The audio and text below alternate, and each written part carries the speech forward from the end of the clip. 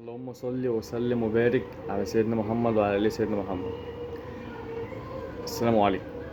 انا طالع اتكلم في موضوع بجد، يعني ده تايه عن دماغ ناس ياما قوي. تايه عن دماغ ناس ياما قوي قوي بدرجه مش طبيعيه. بنتكلم في تشكيل الزمالك الفتره الجايه، ولسه عندك في صفقات هتعملها في يناير. تمام. بص بقى يا معلم، عشان واحده واحده عشان احنا نفسيتنا تعبت والله العظيم من اللي بيحصل ده، وعشان انا عارف ان المدرب اللي جابوه ده فيريرا الجديد ده هيتعبنا وهيمشينا دماغنا. بص، صلي بينا على النبي كده، صلي على النبي كده واحده واحده وركز معايا. انت عندك شحاته ودونجا الاتنين ديفندرات، انت بتلعب ليه بالاتنين ديفندرات قدام اصلا فرق كلها بتاعت الدوري المصري كلها رايحه في داهيه؟ ما عندكش كام فرقه اللي في الدوري المصري ينفع تلعب بيهم باتنين ديفندرات الا من رحم ربي، ما تعدوش على كف الايد الواحده، كف الايد الواحده ما يعدوش عليها. منهم المصري ينفع تلعب باتنين ديفندرات قدام منه. عندك بيراميدز، عندك الاهلي، مين تاني؟ مفيش. سيراميكا انت كسبتها خلاص، انت عديت منها، مفيش تاني خلاص. ما تلعبش باتنين ديفندرات، ريح دونجا ده شويه كده، ربنا يشفيه من الاصابه. ريحه بقى كده يا معلم. وهتلعب بمين؟ هتروح جاي لاعب لي بشحاته ده لوحده ورا، وانت مريح لاحمد حمدي ورا. بص، انت التشكيل اصلا اللي المفروض تلعب بيه، ده اصلا تلعب بمين؟ عندك الونش وعندك حسام عبد المجيد، الاتنين مع بعض ورا، اقسم بالله توليفه ما نافعه. والله توليفه ما نافعه، الاتنين شايفين نفسيهم اللي هم خلاص، هم الاتنين مفيش حد فيهم هيريح. تمام. فانت تلعب الكرة زي الزفت، غلطات زي الزفت. حسام عبد المجيد من كتر ما احنا عمالين نمدح فيه وطلع قال لك مليون ونص مع رامز، والناس بدأت تتكلم في الفلوس ف خلاص بقى، يعني ما بقاش زي الاول، اللي محتاج يفوق شويه. فانت هتعمل روتيشن بينهم، وهتروح جاي ايه؟ ظابط الاسماعيلي اللي انت جبته ده. انت لازم تلعبه، لازم تديله فرصه زي ما انت اديت فرصه لخط الهجوم ونص الملعب، زي ما انت عملت روتيشن فيهم. لازم تروح جاي عامل روتيشن فين؟ في قلب الدفاع برضو، ده لازم. طالما انت صارف 50 مليون، جايبه 50 مليون ده على ما اعتقد، يعني ولا ما اتذكر 50 مليون. انت عندك صبحي كويس، صبحي كويس ورا، هتبدل حد فيهم اللي ورا، يا اما انت عايز تلعب معاهم تلعب عليهم. بنتايج ومعاه فتوح باذن الله راجع في فورمه كويسه، ويا رب يفوق لنفسه. انت ما عندكش مشكله في الباك الشمال. الباك اليمين عندك عمر جابر، فما فيش حد بيعوضه، فانت في يناير ممكن ايه؟ صفقه باك يمين، مع ان مفيش باك يمين في مصر كويس، بس انت يعني شحاته ممكن يلعب باك يمين، واي حد ينزل نص ملعب تاني مكان شحاته. بس عمر جابر كويس.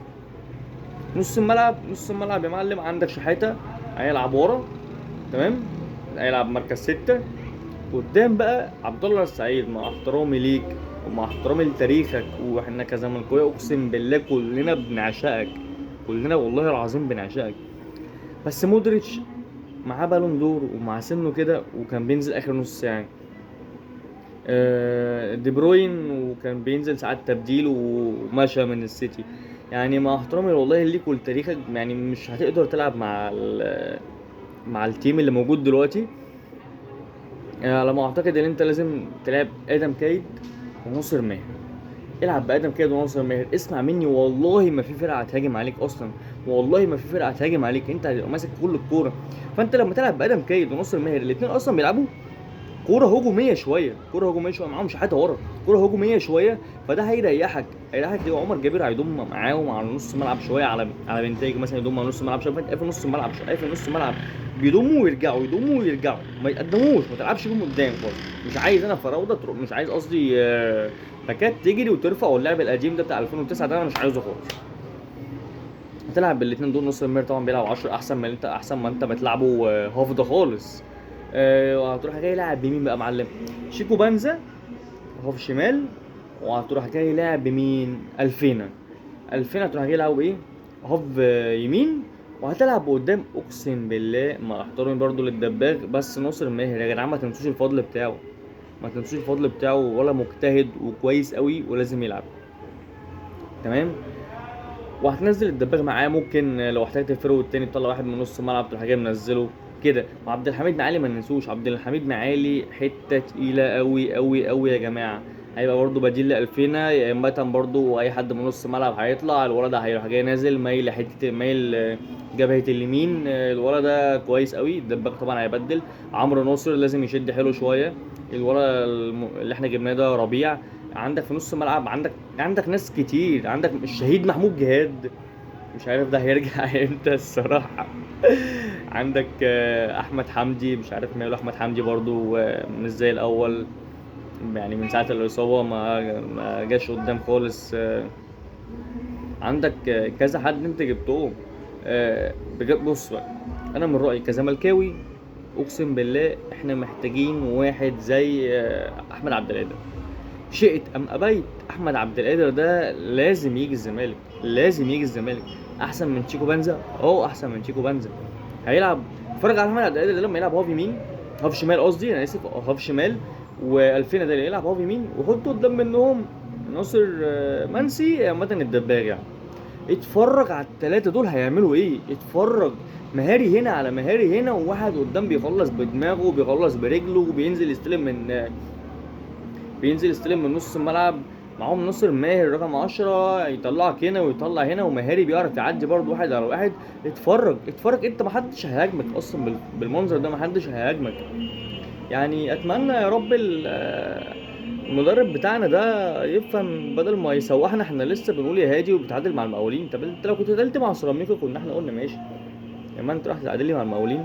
يلا الحمد لله، هو ماتش وعدى. ويا رب اللي جاي الماتش بتاع فيوتشر ده يلعب بالخطة اللي احنا بنقول عليها. مش انا بس بقول عليها، هو مصر كلها بتقول عليها.